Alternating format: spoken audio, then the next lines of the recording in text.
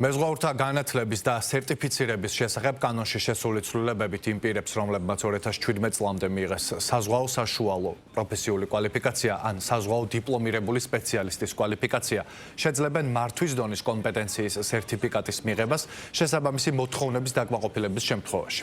ეკონომიკის სამინისტროში განმარტავენ, რომ ცვლილება ხელს შეუწყობს კვალიფიციური საზღვაო კადრების განვითარებას და თანამდებობების ამაღლებას საზღვაო ინდუსტრიის სფეროში. ასევე საქართველოს როგორც საზღვაო ქვეყნის პოზიციების გაძლიერებას საერთაშორისო ბაზარზე.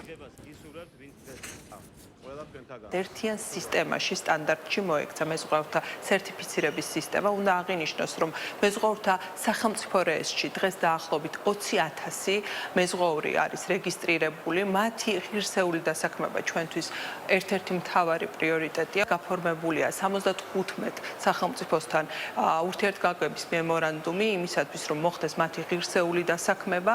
აქედან 20 არის ევროკავშირის წევრი ქვეყანა.